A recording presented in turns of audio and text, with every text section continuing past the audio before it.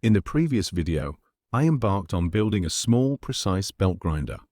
It's compact yet powerful, offering a widely variable sanding speed. I truly hope you enjoy watching this continuation. In part 2, my first task is to create the curve on the tracking roller. As I don't have a machine capable of producing a 300mm radius, I'll be resourceful, using some calculations, my lathe's compound slide, and a bit of filing to get the job done.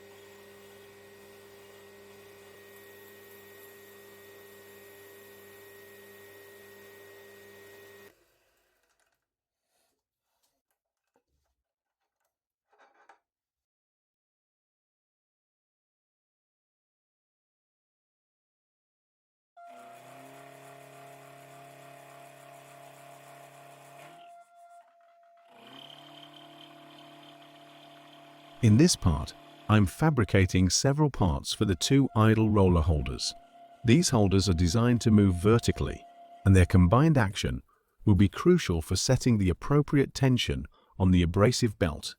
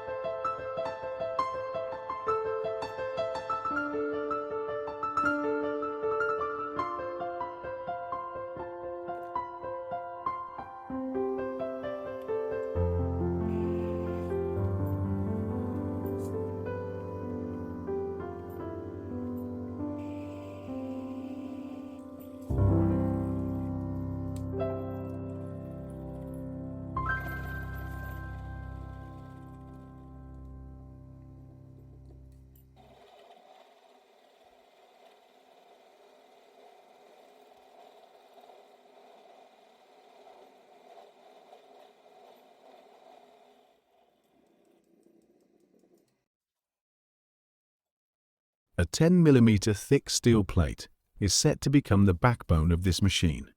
It will provide a sturdy mounting base for many components. Right now, I'm cutting the slots that will allow both roller blocks to move vertically.